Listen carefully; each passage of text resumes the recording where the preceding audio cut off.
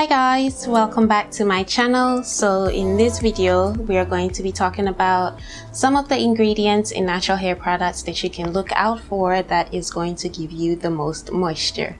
Now I get asked a lot what products that I use. I often get a lot of messages especially from my 4C girls saying their hair is so hard and not manageable and they can't find products that keep their hair so soft and keep it soft for a long period of time. And usually when I do recommend products, some of you are located in Africa or in the Bahamas or in Latin America or even in the Middle East and all over the place. So oftentimes you don't have the same products that I use in your home country. So instead of recommending products, I decided to do this video about certain ingredients that you can look out for in products that you may find in your own home country that can help you retain moisture the longest. So this is going to be a very short list. I just list some of the ingredients that I've used personally that I've noticed when those ingredients are on the top list of the ingredients on natural hair products, they give me the most amount of moisture. So number one is water. I feel like water is the number one moisture. So when you're looking for natural hair products, especially for moisture purposes, the number one ingredient that you need to look for is water. If you find water at the first or second ingredient, then you know that that product is going to be moisturizing. This is going to be especially in a lot of leave-in conditioners and maybe in some styling creams or styling moisturizers. So if you see water at the top of the list, that's definitely a good sign that that product is going to be moisturizing. So the number two ingredient for moisture is aloe vera juice or aloe vera gel. Aloe vera has a lot of nourishing properties for moisture retention. So whenever you see aloe vera on the list of any products, that's also really great. And it's going to keep your hair moisturized for a long period of time. Now the next two products are going to be humectants, and humectants are products that actually attracts moisture into your hair. So what it does is it draws moisture from the air, from the environment around you, and puts it in your hair. And the first humectant is glycerin. Whenever you have glycerin as a top ingredient on a product list, then you know your hair is going to be moisturized for a really long time, especially if you are in a very humid area where you get a lot of moisture in the air. Now with glycerin, there's also a downside to it. I feel like when I use glycerin, my hair feels so soft. Literally, I only need to use it once.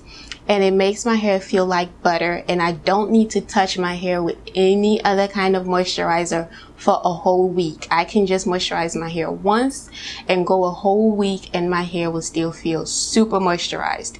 The only downside to that is whenever I use products with glycerin in it, I'm not able to retain definition and hold.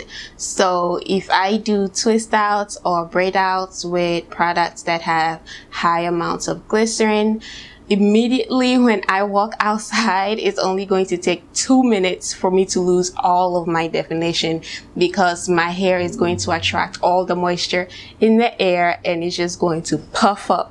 Perfect example, my hair today. Believe it or not, this was a super defined braid out this morning, and then it was raining today. It's Sunday. I went to church and it was raining outside, so all the moisture got into my hair and it puffed up and it frizzed up, and as you can see, I have lost all of my definition and my hair is twice as big as compared to when I left the house.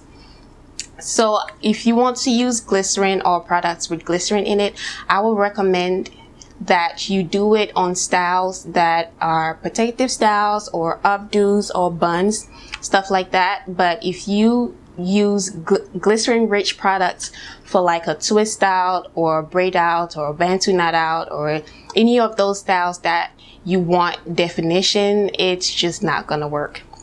One of my favorite products to use that has glycerin in it is this Shea Moisture. They call it their Extra Moisture Detangler. Now, I don't even know why they call this a detangler. Honestly, this is an honest review. It does not detangle your hair. The texture and the consistency is very sticky, so when you put it on your hair, there is no slip. So I have no idea why they call it a detangler. But when they say extra moisture, this gives you extra moisture.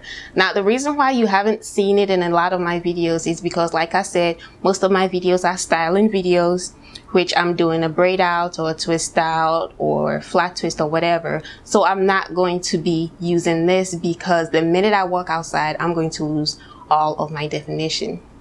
So I only use this on weeks that I know I'm going to keep my hair in a bun or my hair up. On busy weeks where I don't want to be bothered with touching my hair the whole week, so I just use this once and I can go the entire week without having to re-moisturize my hair. So if you can find this product in your country or wherever you are, this is a really great one that you can use. Another really good humectant is honey.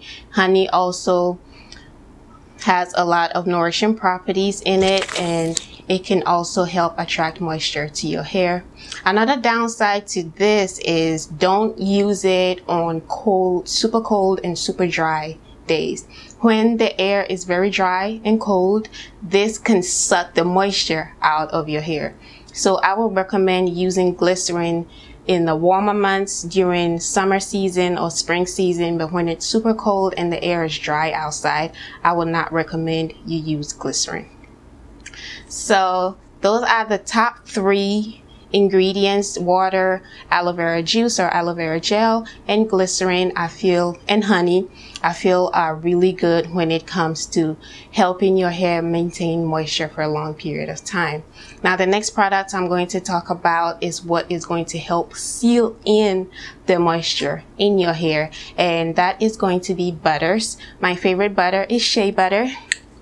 So most people think that they can use Shea Butter by itself as a moisturizer, but you can't do that because the water content in Shea Butter is very little. It contains very little to no water at all, so you can't use that as a moisturizer. Like I said before, the number 1 moisturizer is water. That's what your hair needs the most. So Shea Butter is basically just like a butter, like the regular butter that you cook with. That's why you can melt it down into a liquid form and it looks like an oil, and it also solidifies when it is in colder temperatures. So I only use that to seal in the moisture that I have already applied to my hair. So after you use like a leave-in conditioner that contains the top 3 ingredients that I just talked about, make sure it has either water, aloe vera, or glycerin, or a combination of all 3. After you use that, then you can use a butter like a shea butter or a cocoa butter or mango butter to seal in that moisture. Now, if you have fine hair, those butters could be a little bit too heavy for you. So you can opt to use like a lighter oil, like a sweet almond oil, or grapeseed oil, or olive oil, or Jamaican black castor oil, depending on what your hair needs. So use butters and oils to seal in moisture, to add shine, and to help protect your hair cuticle and to seal off your hair shaft. So that is what will help you to keep in the moisture. After you've applied the moisture, that is what is going to help seal in the moisture and keep the moisture in for a longer period of time so that it does not escape out. So that is pretty much it. These are the tips that I have on what some of the ingredients that you can look out for when you are looking for products wherever you are in the world. If a product has at least 4 or 3 of these ingredients in the top list, then you know that it will be helpful, especially for my 4C girls, to keep your hair moisturized the longest. And again, I always say this, the maintaining moisture all depends on you. So even if you do all of these things and your hair still feels dry, that means you just have to listen to your hair and apply the moisture as needed. So whenever your hair feels dry, just make sure that you're going to keep it moisturized. It might be frustrating, but that's what our hair needs. So you need to make sure that you're giving it that moisture. Anyway, I hope you guys enjoyed this video. If you like videos like these, or you have any other suggestions of things that you would like for me to talk about, let me know in the comments down below, and I'll see you guys in my next video. Bye.